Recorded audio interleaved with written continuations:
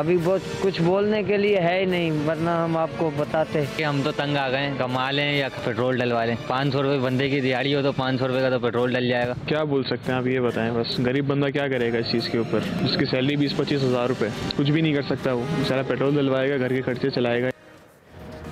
बिस्मिल्लाहिर्रहमानिर्रहीम, अस्सलाम वालेकुम। प्रोग्राम एक्सपर्ट्स में मैं आपको खुशामदीद कहूँगी। आज के पैनल का हिस्सा होंगे आमिर ज़िया साहब, हैदर वहीद साहब, सलमान आबिद साहब, इस्माइल कासिम साहब।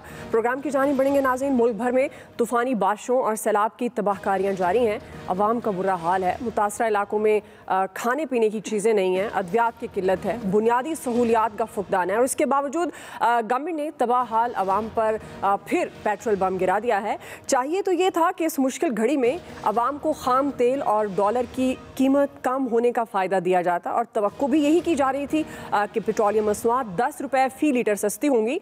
ताहम गवर्नमेंट ने अवाम को रिलीफ देने की बजाय पेट्रोल 2 रुपये 7 पैसे, हाई स्पीड डीजल 3 रुपये, मट्टी का तेल 11 रुपये, जबकि लाइट डीजल तकरीबन 10 रुपये महंगा किया।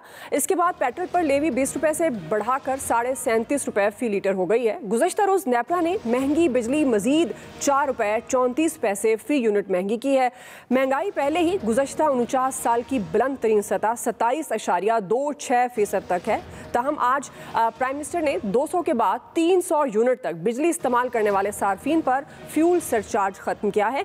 इसी मुनासबत से एक्सपर्ट्स के लिए पहला और बड़ा सवाल होगा। मैं आप तमाम एक्सपर्ट्स को खुशामदीद भी कहूँगी और आमिर ज़िया साहब, मैं आपसे आगाज़ कर रही हूँ। डॉलर की कीमत कम हुई, आलमी मार्केट में खाम तेल सस्ता, इसके बावजूद बदतरीन सैलाब और रिकॉर्ड साज महंगाई से मुतासिर अवाम को रिलीफ क्यों नहीं मिल सका? अच्छा, बात ही कि रिलीफ देने के लिए हुकूमत पाकिस्तान के पास पैसे नहीं है। हम लोग ये जो टर्म यूज करते हैं रिलीफ की, रिलीफ हम समझते हैं कि हुकूमत के पास खजाना है और उस खजाने में से कुछ वो बांट देगी। हुकूमत का काम ये होता है कि कंड्यूसिव हालात पैदा करे कि जहाँ पर इकोनॉमिक एक्टिविटी हो रही हो और जहाँ पे जो है आपकी कहते हैं ना कि तिजारत बढ़ रही हो, आपकी प्रोडक्शन बढ़ रही हो, आपका जो है एग्रीकल्चर सेक्टर एक्सपेंड कर रहा हो। तो हमारी बदकिस्मती से ये सूरत हाल नहीं है। हमारे आपको पता है कि कहते हैं ना उसका डिफॉल्ट का एक तलवार सर पे लटकी हुई है, आज भी लटकी हुई है। और IMF का प्रोग्राम अगर मिल भी गया है आपको तो उससे पाकिस्तान के जो स्ट्रक्चरल मसाइल हैं वो अभी तक दूर नहीं हुए। और हर हुकूमत जो है वो एक शॉर्टकट के बारे में सोचती है कि जनाब सबसे आसान हल ये है कि बजाय इसके कि हम सब फैसले करें, हम ये करते हैं कि जी तेल की कीमतों में इजाफा कर देते हैं, हम बिजली की कीमतों में इजाफा कर देते हैं। हम ये नहीं सोचते कि बिजली की चोरी को कैसा रोकें। हम ये नहीं सोचते कि जनाब जो हमें एनर्जी सेक्टर रिफॉर्म्स करने हैं, इसकी हम तवक्को कर रहे थे कि PTI की हुकूमत करेगी कि जनाब वो जो मुआहदे किए गए ऑपरेसिव किस्म के मुआहदे हैं कि जब हम बिजली इस्तेमाल करें ना करें, हम पैसे पाकिस्तान को देने पड़ते हैं, हम एनर्जी मिक्स का नहीं सोचते। तो ये सारे मसले हैं और उसमें जाहिर है कि अब क्योंकि IMF की शराइत भी आ गई है तो अब वो जो मार्जिन है हुकूमत के पास हिलने जुलने का बिल्कुल कम हो गया है। जो आपने भी कहा ना कि 49 बरस में जो महंगाई में क्यों तकल्लुफ 49 बरस का कर रही हैं आप बोले 50 बरस में कभी इतनी महंगाई नहीं हुई। और उसकी वजह अच्छा उसकी और ये क्यों हुई है एक और हमें समझना चाहिए कि देखिए मजबूत मईशत जो है वो जुड़ी हुई होती है मजबूत सियासत से। जिस मुल्क में सियासी इस्तेकाम होता है वहां पर मईशत जो है वो मुस्तहकम होती है। हमारे यहाँ बदकिस्मती से अब जब PTI का वो दौर था कि जिसमें आपको अच्छे ग्रोथ के नंबर भी मिल रहे थे और जैसा भी था एक पटरी पे चीजें चल रही थी, उस पटरी को उखाड़ कर फेंक दिया गया। आपने कहा हम एक नया महल तामीर कराएंगे। अच्छा, उसके नतीजे में पाकिस्तान में सियासी पोलराइजेशन बढ़ गई, आपके गैर यकीनी सूरत हाल बढ़ गई। आज मैं देखता हूँ कि लोगों में इतनी मायूसी है, नौजवानों से आप बात करें, बिजनेसमैन से बात करें, लोगों को समझ में नहीं आ रहा। उन्हें लग रहा है ऊपर से फिर इस तरह के हादसात वाकयात हो रहे हैं कि जी सैलाब भी आ गया। तो इस वक्त हम लोग बहुत मुश्किल में है बतौर रियासत। और उसकी मैं सबसे बड़ा मैं नुक्ता आगाज अगर करूँ खराबी का, वो खराबी है कि हमारे यहाँ सियासी अदम इस्तेकाम है। और अदम इस्तेकाम इसलिए है कि जनाब एक मुतनाज़ा हुकूमत को मुतनाज़ा तरीके से लाकर आपने सरों पर बिठा दिया है। क्योंकि जिन लोगों पे देखिए एतमाद होता है, आपको लीडरशिप पे एतमाद होता है, आपको लीडरशिप पे सब एतमाद नहीं है बदकिस्मती से, या सबको नहीं तो बहुत सारे पाकिस्तानियों को नहीं है।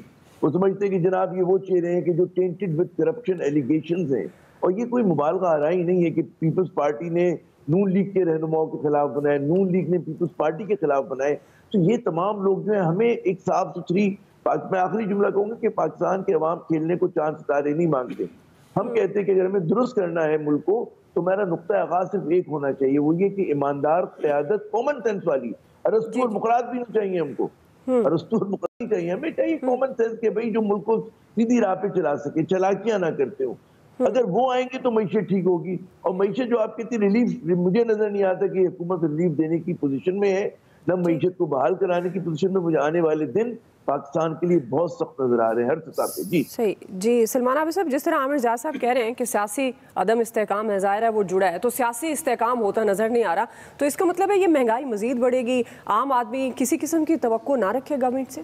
देखिए, आमिर ज़िया ने जो बात की है, अगर आज प्राइम मिनिस्टर शहबाज शरीफ की गुफ्तगू सुने इमरान खान के बारे में, और जिस किस्म के नाजेबा अल्फाज और जिस किस्म की सख्त ज़बान उन्होंने प्राइम मिनिस्टर के बारे में, साबिक प्राइम मिनिस्टर के बारे में इख्तियार की है, उससे अंदाज़ा हो जाता है कि पाकिस्तान में कितनी पॉलिटिकल स्टेबिलिटी के इम्कानात मौजूद है। एक बात, या इमरान खान जो बात इस्तेमाल करते हैं उसको भी सामने रख लें तो आपको लगेगा कि कितनी पॉलिटिकल स्टेबिलिटी आ सकती है। देखिए, आज तो प्राइम मिनिस्टर साहब ने बाकायदा विदड्रॉ कर दिया है पाकिस्तान के निज़ाम के बारे में, और बड़े वाज़ेह तौर पे कहा है कि अगर उनको कोई छींक भी मारनी हो तो उससे पहले मैं IMF से इजाज़त लेनी पड़ती है।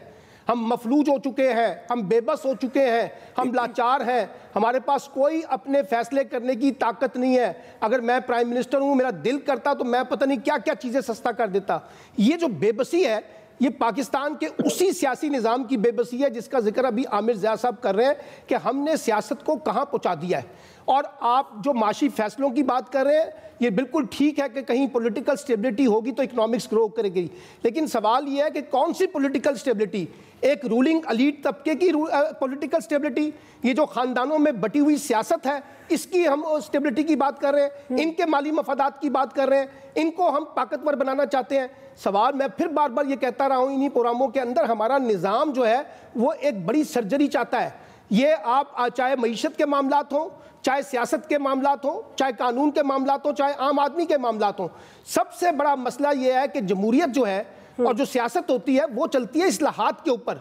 ना आप पुलिस रिफॉर्म्स करते हैं, ना आप ब्यूरोक्रेटिक रिफॉर्म्स करते हैं, ना आप FBR की रिफॉर्म्स करते हैं, ना आप इकोनॉमिक्स रिफॉर्म्स करते हैं, ना आप जुडिशल रिफॉर्म्स करते हैं, तो फिर कैसे ये मुल्क ठीक होगा? एक रिवायती तरीके से, एक रिएक्शनरी अप्रोच के तहत इस मुल्क को चलाने का जो रिवाज हमने यहाँ पे डाल दिया है, आज उसी का तो खमियाजा भुगत रहे हैं कि अगर इस मुल्क का चीफ एग्जीक्यूटिव ये कह रहा है कि मेरे हाथ बंधे हुए, मैं कुछ नहीं कर सकता, ये एतराफ़ बताता है कि उनकी अपनी लीडरशिप क्या है, यानी कितनी सलाहियत के साथ वो दुनिया के साथ बात कर सकते थे। आपको याद होगा जब कोविड आया था तो इमरान खान साहब ने उस वक्त IMF से जो बातचीत की थी, निगोशिएट की थी कि हम पर इस वक्त बड़ा कड़ा वक्त है, हमें बहुत सी रियायतें देनी होगी।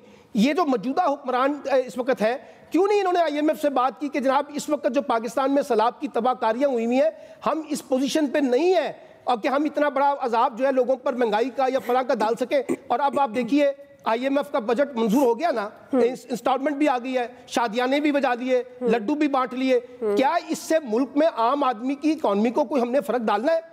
क्या इससे लोगों को रोजगार मिलना है? क्या इससे महंगाई का रेला खत्म होना है? अगर ये नहीं होना तो फिर IMF के माहिदे का जो ताल्लुक है वो तो रूलिंग एलीट का मसला है, इसमें आम आदमी को कहां से हिस्सा मिलेगा? आम आदमी को क्या मिलने वाला है? तो मैं ये समझता हूं कि अब वक्त आ गया। आज प्राइम मिनिस्टर ने कहा है काश ये हमारा आखिरी IMF का माहिदा हो। तो भाई 70 साल से हम यही सुनते रहे हैं आप लोगों की बातें, कभी कर्ज उतारो तो मुल्क संवारो, कभी कुछ तो कभी कुछ। आपने कोई ऐसी जामे इकोनॉमिक पॉलिसी हमें नहीं दी पाकिस्तान को कि हम अपने पैरों पे खड़े हो सके।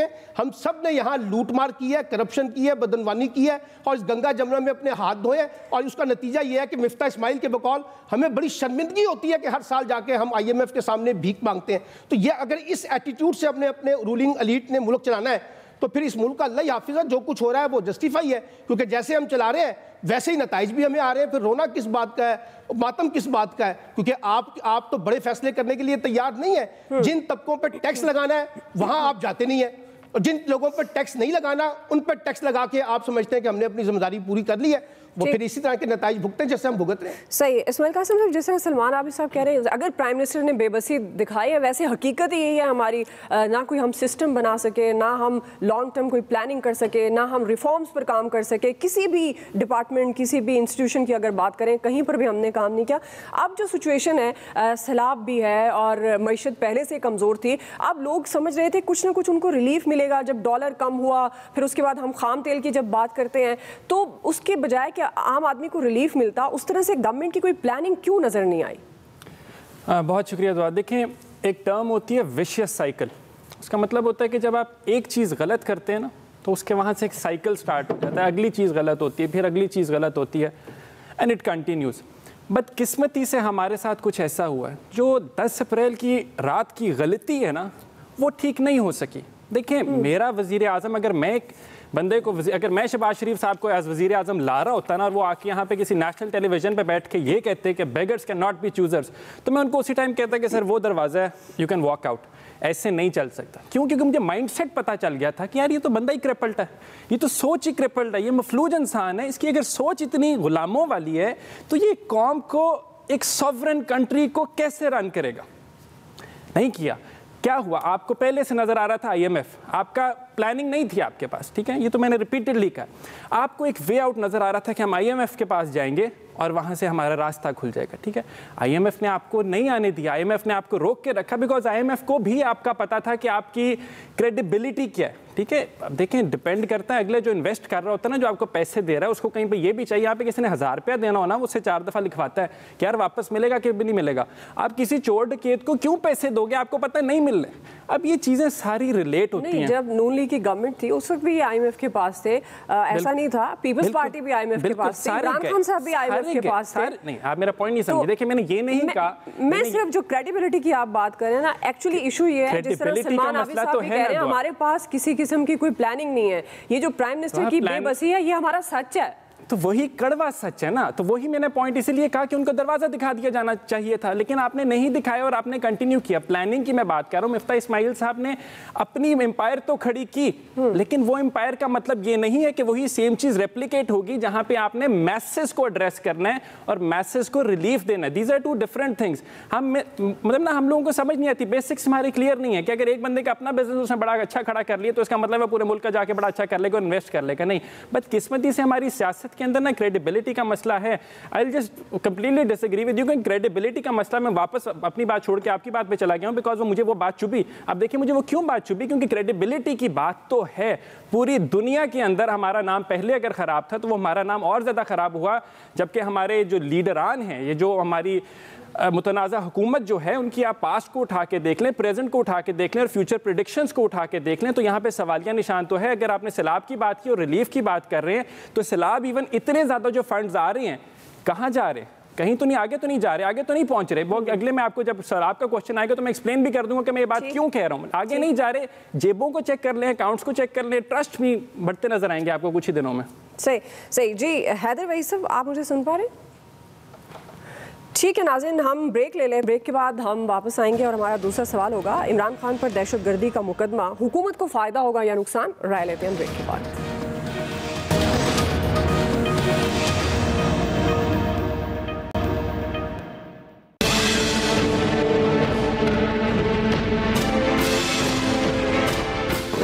मैं हर रोज खतरनाक होता जा रहा हूँ, हर रोज ज्यादा खतरनाक हो रहा हूँ। आज सरगोदा के जलसा में मैं बताऊंगा सबको।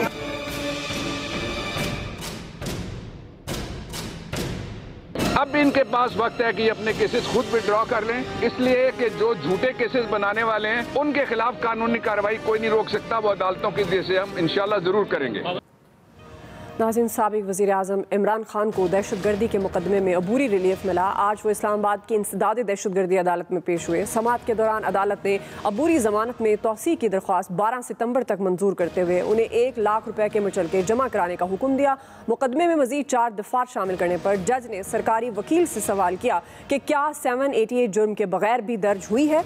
आपको बताना होगा कि कौन सी क्लाशनकोफ ली गई और कौन सी खुदकुश जैकेट पहनकर हमला किया गया। जमानत मंजूरी के बाद इमरान खान ने सहाफ़ियों के ताबड़तोड़ सवाल पर जवाब दिया कि मैं हर रोज़ ज़्यादा ख़तरनाक हो रहा हूँ, जबकि असद उमर का कहना था कि मुखालफिन के लिए इमरान खान का सियासी मैदान में मुकाबला नामुमकिन हो गया है, इसलिए दहशतगर्दी के झूठे मुकदमा दर्ज कराए जा रहे हैं और ऐसे इक़दाम से इमरान खान की मकबूलियत बढ़ेगी, कम नहीं होगी। इसी से मुतालिक हमारा सवाल होगा। हाफिज़ ताहिर साहब, मैं आपसे आगाज़ कर रही हूँ।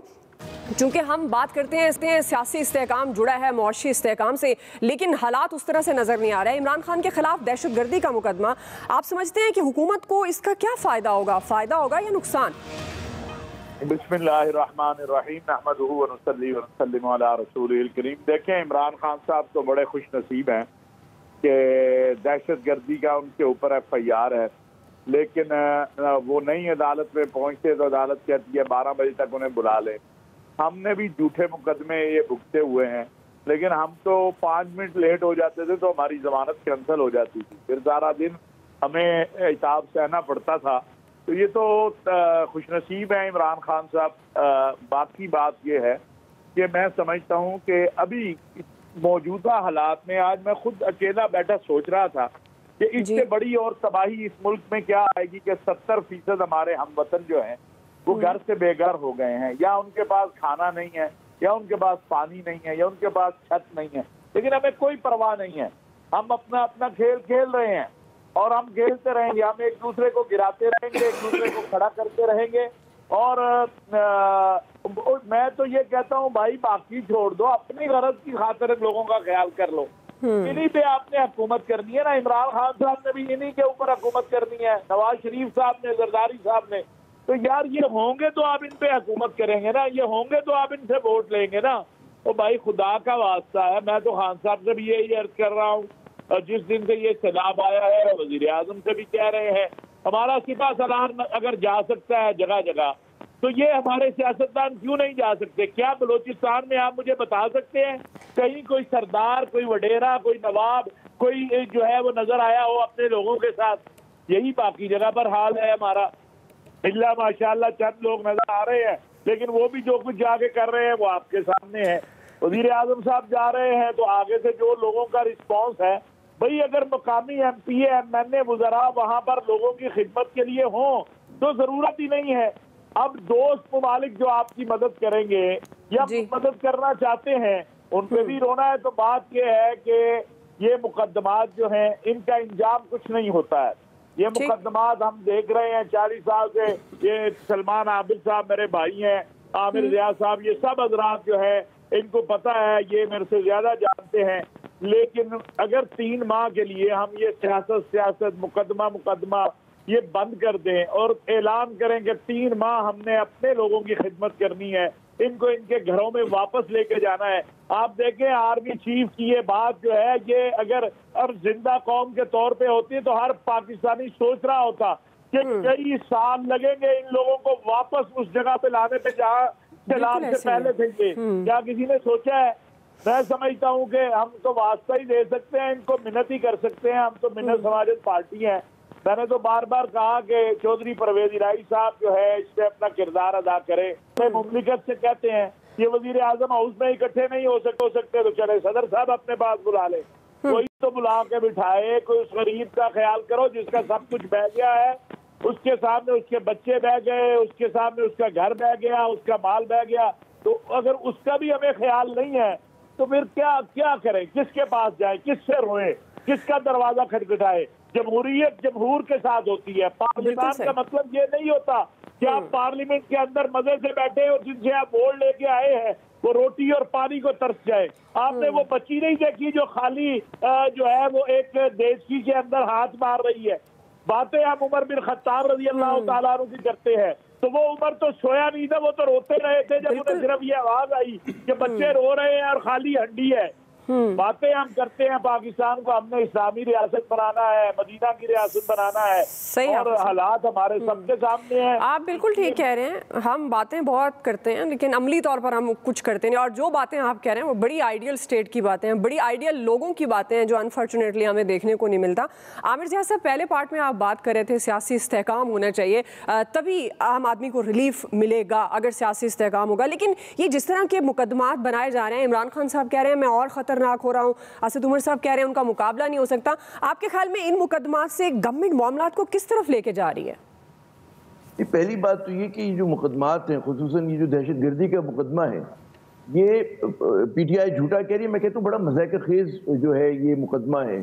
इससे पूरी दुनिया में पाकिस्तान की जग हसाई हुई है। क्या हुकूमत वक्त को, हमारी अथॉरिटीज़ को नहीं पता कि दहशतगर्दी होती क्या है, दहशतगर्द कैसे होते हैं? पाकिस्तान ने तो दहशतगर्दी का जख्म सहा है। हमें पता है कि जनाब वो खुद कुछ जैकेट क्या होती हैं, लोगों पर खुद कुछ हमले क्या होते हैं। तो आप उस चीज़ को ट्रिवियल बना रहे हैं, आप उस चीज़ को हल्का बना रहे हैं। आपने एक ऐसे शख्स पे दहशतगर्दी का मुकदमा किया कि जो एक बैनुल-अक़वामी मतलब है स्टेचर का आदमी है, जिसका दूर दूर से दहशतगर्दी से वास्ता, कोई राब्ता कुछ नहीं है। अगर आप उनके एक बयान को ये कहते हैं कि उसमें उन्होंने ये कहा, जिसका मैं लुबे लुबाब आखिर में ये निकलता है, उन्होंने कहा जी मैं देख लूंगा, और उसके बाद जनाब वो कहते हैं मैं आई सी यू इन द कोर्ट, मैं अदालत में जाऊंगा। तो लुबे लुबाब ही निकला कि वो अदालत का सहारा लेंगे। बात ये होती है उन्होंने डंडा लेके पहुंच तो नहीं गए थे मारने के लिए, उन्होंने कोई मतलब है वहां लेके बंदूक के कलेक्शन लेके पहुंच तो नहीं गए थे। तो मैं समझता हूँ कि इस तरह के मुकदमात से एक तो मुल्क की बदनामी हो रही है, हुकूमत पहली मुतनाज़ा है और ज्यादा अपने आप को अंडरमाइन कर रही है और ज्यादा जो है बदनाम हो रही है, ये गड्ढे में है और मजीद कुछ गड्ढे को गहरा किए जा रहे हैं। तो मैं नहीं समझता कि इससे हुकूमत को कोई फायदा होगा, मैं समझता हूँ इसका नुकसान पाकिस्तान को है। पाकिस्तान को जितनी इस वक्त आज हमारी अब तक सूरत हाल है और जिस तरह की एक क़यादत हमारे ऊपर मुसल्लत कर दी गई है, उसमें मुझे नहीं लगता लोगों में इतनी मायूसी बढ़ रही है, इतना उनमें डिफ्यूजनमेंट है कि आप अंदाज़ा करें, आप शहरी पढ़े लिखे पाकिस्तानियों से अगर बात करें, आप शहरियों के जो प्रोफेशनल पाकिस्तानों से मेहनत कशों से बात करें तो उनकी ज़िंदगी जीरन हो गई है। हमारे यहाँ हत्ता के सैलाब को भी, सैलाब जैसे सानहे को भी लोग अपनी ज़ाती तशरीह उसके लिए इस्तेमाल कर रहे हैं कि जनाब उनकी ग्लैमराइज करेंगे, जाके तस्वीरें खिंचवा लो। आप मुझे बताएं कि जो वजीर जाते हैं वहाँ पर बड़े बड़े मतलब लोग जा रहे हैं, गुजरा जा रहे हैं, उससे क्या फ़ायदा होता है? एक वो फोटो अपॉर्चुनिटीज़ हैं।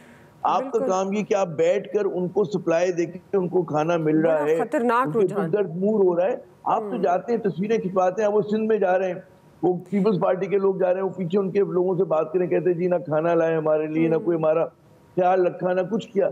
लोग तनकीद कर रहे हैं। तो हुक्मरान का बाज़-औक़ात में समझता हूं जाना जरूरी नहीं होता, वो बैठ के जो इक़दाम तमाम दोस्त करते हैं उसकी ज्यादा अहमियत होती है। हमारे यहाँ सिंबलिज्म पे, हमारी यहाँ तस्वीरों पे ज्यादा जोर है, लोगों की मदद पे जोर नहीं है। और आप ये देखें, मैं आखिरी बात कहूंगा, देखिए ये हुकूमत जो जुल्म कर रही है, इसने सैलाब का सहारा लेके जो प्रपोजल दिया है कि जनाब हम भारत के साथ तिजारत खोल देते हैं, ये प्रपोजल इंतहाई खतरनाक है। आप पूरे कश्मीर कॉज की बेड़ा गर्क कर रहे हैं।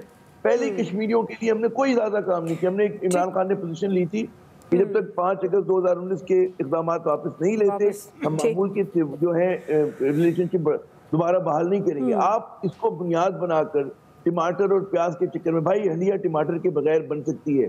400 साल पहले बड़े सगीर में टमाटर आए थे, पोर्चुगीज लेकर आए थे। हम कुछ और मतलब है बना लेंगे खाना, बगैर टमाटर के जिंदा रहे। आप पाकिस्तान के लॉन्ग टर्म इंटरेस्ट को हुकूमत सेक्रीफाइस कर रही है। नून लीग ने माजी में भी यही किया है, तो एक जमाने में वाजपेयी नवाजी की, मोदी नवाजी की तहरीरी इसके ऊपर लिखी हुई, किताबें लिखी हैं। अब्दुल बासित जैसे शख्स ने बड़ी जबरदस्त किताब लिखी है, हमारे वो फॉर्मर हाई कमिश्नर होते थे। तो भाई खुदा के लिए पाकिस्तान पे रहम करें।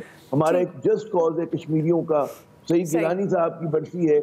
इन दिनों में आप ये बात कर रहे हैं कि जी हम भारत से बिना शर्त, वो मतलब 100 प्याज भी खा रहे हैं, 100 जूते भी खा रहे हैं हम लोग। ये हमारी हालत हो गई है।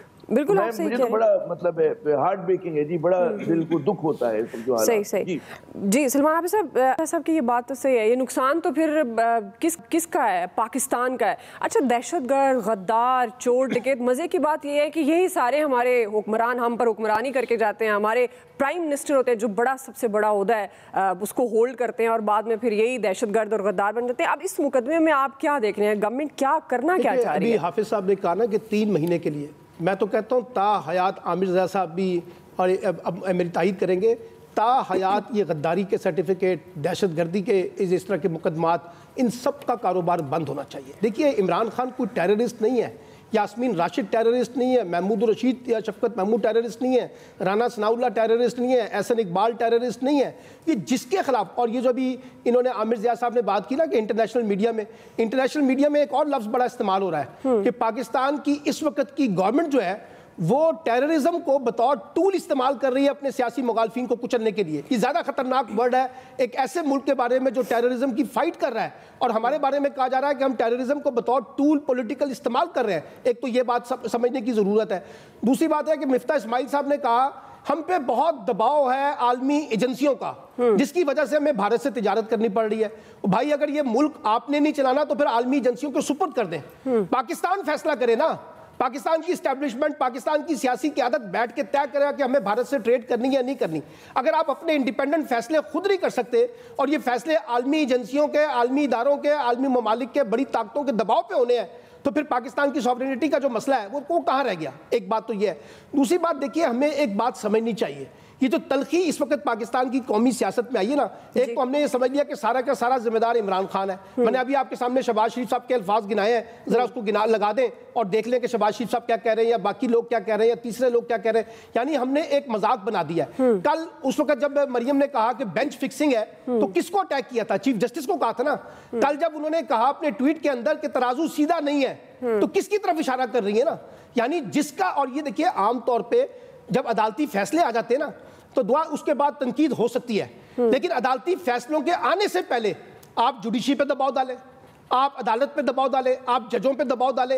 ये जो हमारा रवैया पॉलिटिशियन ने इख्तियार कर लिया है, चाहे वो किसी भी जमात के हैं, बिल्कुल उसकी वजह से पाकिस्तान के इदारे भी स्टेज पे लग रहे हैं, पाकिस्तान की गवर्नमेंट, पाकिस्तान की गवर्नेंस के कॉन्टेक्स्ट। इसलिए मैं कहता हूं कि जरा ज्यादा सीरियस थिंकिंग के साथ बैठने की जरूरत है। लेकिन मसला ये है ना कि बिल्ली के गले में घंटी कौन बांधे, कौन बिठाए इनको, जो एक दूसरे को मुल्क दुश्मन साबित करने पे तुले हुए हैं। बिल्कुल आपकी बात सही है। सियासी जमातों में, किसी भी सियासी जमात में, उनको अपने रवैयों पे जरूर गौर करना चाहिए। हैदर वहीद साहब, क्या ये अच्छा हो कि इन 3 माह में ये जो सियासी नफा नुकसान, सियासी लड़ाइयाँ, इनको एक साइड पर रखें हमारे सियासतदान, हमारे हुक्मरान, और वो मिलकर सैलाब जदगान की बहाली के लिए काम करें? अब इस मुकदमे को आप किस तरह से देख रहे हैं? गवर्नमेंट क्या करना चाह रही है? देखें, ये मुकदमा जो है वो मेरे ख्याल से एक प्रेशर टैक्टिक और स्ट्रेटेजिक पॉलिटिकल जो है वो उसके पीछे मोटिव ज़्यादा नज़र आता है। ऑल्दो ये बात दुरुस्त है कि खान साहब ने जिस फोरम में और जिस तौहीन आमेज़ और धमकी आमेज़ लहजे में बात की, तो वो एक मैसेज बिल्कुल कंस्ट्रू किया जा सकता है बाकी पब्लिक सर्वेंट्स के लिए भी, कि अगर आपने और जजेस के लिए, कि अगर आपने मेरी ख्वाहिशात के ख़िलाफ़, मेरे सियासी इंटरेस्ट के ख़िलाफ़ या मेरे लोगों के ख़िलाफ़ कुछ किया, तो मैं आपको आड़े हाथों ले सकता हूँ और भरे बाज़ार में आपको जो है मैं बदनाम करूंगा, आपको धमकियां दूंगा, आपको अंडरमाइन करूंगा, आप में जो कॉन्फिडेंस है आवाम का उसको अंडरमाइन करूंगा। और ये क्योंकि एक ऐसे फोरम पे कहा गया था जो पब्लिक फोरम था, तो इसलिए इसका इफेक्ट तो बेशक के थ्रू पब्लिक और राइट अक्रॉस सोसाइटी है और सिर्फ एक जज की बात नहीं है। तो लेकिन बावजूद इसके, क्योंकि ये थ्रेट और ये धमकी उस तरह की कोई वायलेंस या कोई ऐसी चीज़ या कॉन्सिक्वेंसेस जो हैं, जो एक जेनेरिकली उन्होंने क्योंकि बयान किए, तो स्ट्रिक्टली दहशतगर्दी में तो इसको नहीं मेरा ख्याल से गिना जा सकता। और अतर मनल्ला साहब जो chief justice Islamabad high court के, उन्होंने भी हालांकि उन्होंने बड़ी मुखलिस एडवाइस दी खान साहब को और एक मोहलत, हालांकि खान साहब ने अपने जवाब के जरिए से तो पूरा इंतजाम किया हुआ था अपनी सबको रैप अप करवाने का, बावजूद अपनी पॉपुलैरिटी के, लेकिन वहाँ उन्हें एक मोहलत मिल गई। उन्होंने भी कहा कि दहशतगर्दी की जहाँ तक बात है तो उस पर नजरसानी होनी चाहिए, और ये गद्दारी और दहशतगर्दी के सर्टिफिकेट जो हैं वो वाकई में मेरे ख्याल से हमारी सियासत को मजीद पॉइजन कर रहे हैं। और ऐसी सियासत जहाँ पे एक दूसरे के हरीफ जो हैं वो बात करने को तैयार नहीं है, कोई मिल बैठ के मुल्की मफाद में सैलाब हो जाए, कुछ हो जाए, उस पर बात तक नहीं हो सकती। रजामंदी पे पहुंचना तो बड़ी दूर की बात है। और हमारे जो फंडामेंटल मसाइल हैं, like 4.2 million people we add every year, हमारी पॉपुलेशन 300 मिलियन हो जाएगी 2029 है या 2028 तक। और आपको कोई अंदाजा नहीं है कि यहाँ के इंफ्रास्ट्रक्चर, यहाँ की जॉब अपॉर्चुनिटीज, यहाँ की मेडिकल और एजुकेशन की फैसिलिटीज जो हैं वो किस तरह कीप अप करेंगी ऐसी पॉपुलेशन के। तो बात डिबेट है ही नहीं, तो टीवी पे बात होती ही नहीं है। इसकी तो कोई सियासतदान बात ही नहीं कर रहा है कि ये जो हमारे साथ फूड सिक्योरिटी के केस में है आंसर है, नेशनल सिक्योरिटी का इसमें आंसर है, कोई चीज नहीं है जो इससे अफेक्ट नहीं होती, लेकिन हम इसकी नहीं बात करते। हाँ, definitely rule of law, incompetence और करप्शन, ये सारे इश्यूज हैं, लेकिन जिस तरफ हम जा रहे हैं बुनियादी चीजों की जो एक्चुअली मुल्क के मसाइल हैं उन पे तो डिबेट होती ही नहीं कि हम किसी मसले के हल की तरफ जा सकें।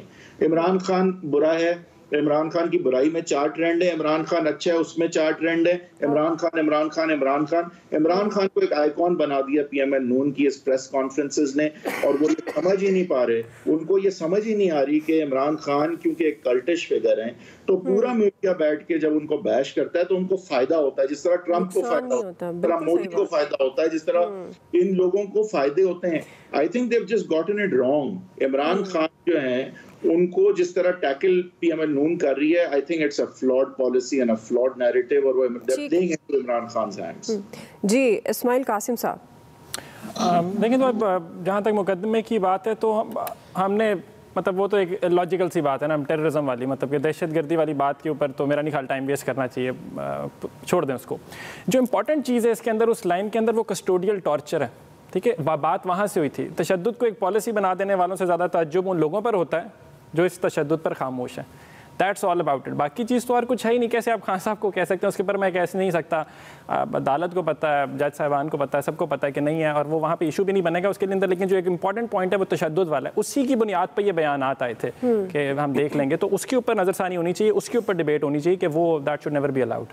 बिल्कुल आपकी बात है। और वैसे भी जिस तरह बात हो रही है, जो पाकिस्तान के बुनियादी मसाइल हैं, बुनियादी इशूज़ हैं, उन पर भी बात होनी चाहिए। हमने सियासत कम करनी शुरू कर दी है, बल्कि उसको ज़ाती या ना ज़ाती जंग का मसला बना लिया है। इसलिए हम वो आम आदमी जिससे हम वोट लेते हैं और उन पर हुक्मरानी करते हैं, उन्हीं को भूल गए हैं। हम चाहते हैं कि बस हमारी ज़ात सबसे आगे हो, वो कोई भी सियासी जमात हो, हम पर्टिकुलर किसी की बात नहीं कर रहे हैं। ब्रेक लेते हैं नाज़रीन, ब्रेक से वापस आएंगे। हमारा तीसरा सवाल होगा, खैमा बस्तियों में बुनियादी सहूलियात न मिलने पर सैलाब मुतासरीन ने शदीद एहतजाज किया, मुतासरीन का बुरा हाल है। हम सवाल ये रखेंगे कि इमदाद पहुँचाना मुश्किल क्यों हो गया। राय लेंगे ब्रेक के बाद।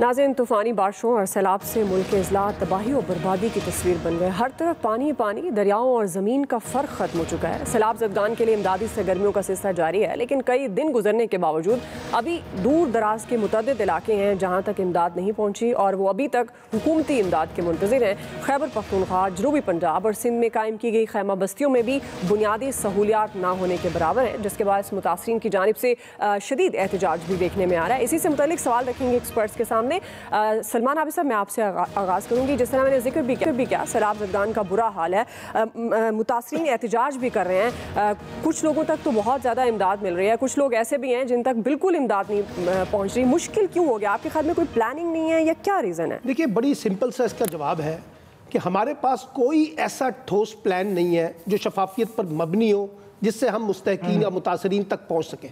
अब आप मुझे ये बताइए, 2005 जब जल्जला आया तब भी पैसे आए, 2010 का सैलाब आया, 2012 में आया, जब भी आते हैं हमारे पास पैसा तो बहुत आता है, लेकिन पैसे को सही तरीके से पहुंचाना ये तो हुकूमत का काम है ना, सूबाई हुकूमत, वफाकी हुकूमत, ज़िलाई हुकूमत। लेकिन अगर इनके दरमियान कोऑर्डिनेशन नहीं है, अब देखिए ना, अखुवत जो है वो रियासत का मुतबादल नहीं है, अल-खिदमत रियासत का मुतबादल नहीं है, दावत इस्लामी रियासत का मुतबादल नहीं है।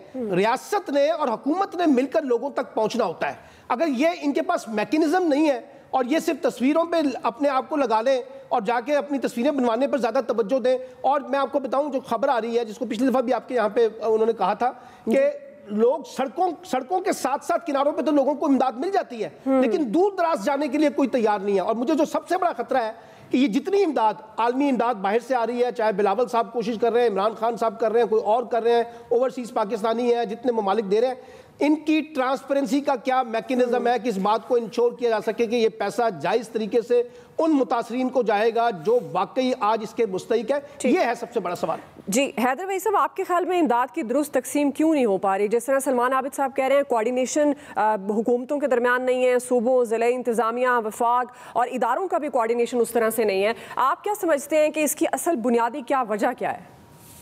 देखें, एक तो डिफरेंट हुकूमतें हैं, डिफरेंट पॉलिटिकल कंसिडरेशंस भी हो सकती हैं। वैसे भी देखिए, हमारी जो इस वक्त हमारी जो रिस्पांस मैकेनिज्म है वो तैयार ही किसी तरह से नहीं थी इस तरह के डिज़ास्टर के लिए।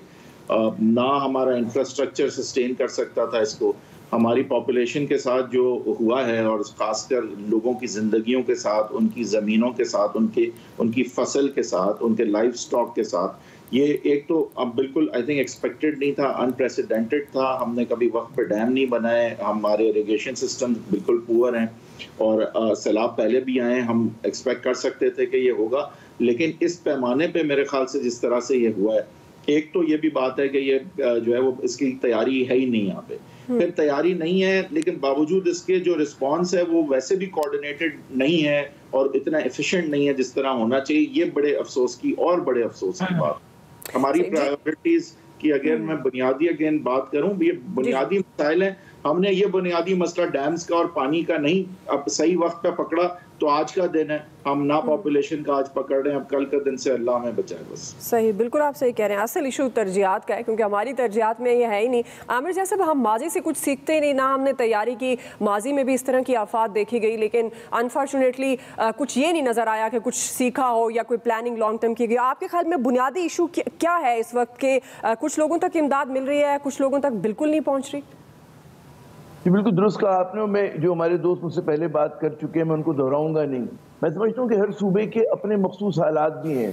सिंध के, मैं क्योंकि वक्त बहुत कम है सिर्फ सिंध की मिसाल दूँ कि प्रॉब्लम किस नौयत की है कि कराची से बेशुमार जो मुखैर हजरात और फलाही इदारे हैं वो सामान भेजना चाह रहे हैं, लेकिन बाज़ जगह पे रास्ते जो मुजाहिदीन ने रोके हुए, समझ में आता है बड़े परेशान हैं, बड़ा उनके चीज़ें बर्बाद हो चुकी। लेकिन उससे ख़तरनाक बात है कि इस मुल्क में इस सूबे के जो सियासी वडेरे हैं वो ये कहते हैं कि सामान आप हमारे जरिए तकसीम करें या आप हमें दे दें, और ताकि वो अपने मंजूर नज़र लोगों को, ज़ाहिर है कि उसमें शिफाकियत का तो सवाल ही पैदा नहीं होता।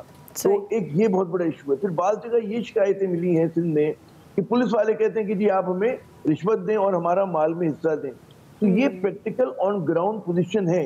और ये जो बात है कि वाकई हमारी तैयारी नहीं होती और हम मुनज़्ज़म नहीं है, हम कोऑर्डिनेशन नहीं है, ये तो है ही है, लेकिन जो थोड़ा बहुत हम कर सकते हैं उसमें भी इस तरह की, और ज़ाहिर कि हुकूमत सिंध वो बाद वजूहात की बिना पर एक्शन लेने से कासिर है। तो बहुत सारे लोग कहते हैं फौज से वो इंतजार करें कि जी आप वो रास्ते खुलवाएं और बात को यकीनी करें कि रोड्स अगर नहीं खुली होंगी तो एक नया इंसानी अलमिया जन्म लेगा जिनके पास सामान नहीं पहुंचेगा खुदा ना खास्ता। तो जरूरत इस बात की कि रास्ते खुलने चाहिए ताकि सामान जो ट्रकों में फंसा हुआ है, घंटों फंसा हुआ है, 12-12 घंटे, कई दिन उन तक पहुंचे। सामान की कमी नहीं है पाकिस्तान में, हमें भारत की तरफ देखने की जरूरत नहीं है। हमें एक हमारे पास बहुत सामान है लेकिन पहुंचे किस तरह उन तक। जी इस्माइल साहब, देखिए अब चीज़ें सबसे बड़ा जो मसला है वो मिसमैनेजमेंट का। प्रायोरिटी नहीं, आप करना ही नहीं चाह रहे वहाँ पे। अब कुछ सहाफ़ी दोस्त जो वहाँ पे मौजूद हैं, आने से पहले मैंने उनसे अपडेट ली और वो अपडेट्स अच्छी नहीं थी, बुरी थी। मतलब कह रहे थे कि पानी के अंदर अगर सांप नहीं रहते तो हम लोगों को रोड के ऊपर रहना पड़ता है, जो कि वो सांप निकल के रात को बीच में आ गया और हमारे पास जाने की जगह नहीं थी, ना इधर जा सकते थे ना उधर जा सकते थे। जो भी ट्रक्स आते थे कहते थे, पीछे से फ़ोन आता था यार ये फ्लां ट्रक उसको पहुँचा दो, यहाँ नहीं देना। तो गवर्नमेंट लेवल के ऊपर तो कुछ हो नहीं रहा हुकूमतों की जानिब से, लेकिन हाँ NGOs हैं जो एक अच्छा काम कर रही हैं और बहुत ज़्यादा कर रही हैं। लेकिन देन अगेन एक चीज़ जो हाईलाइट करना है, वहाँ पे बहुत ज़्यादा खवातीन हैं और उनमें बहुत सी प्रेग्नेंट खवातीन भी हैं। तो please we need to understand कि उनके मामला डिफरेंट होते हैं और उनको एड्रेस करना बहुत ज़्यादा ज़रूरी है। इशू है बिल्कुल। जी वक्त खत्म हो गया। आप चारों मेहमानों का बहुत शुक्रिया। आज के एक्सपर्ट से इतना ही। फीडबैक दीजिएगा। ख्याल रखिए। अल्लाह हाफिज़।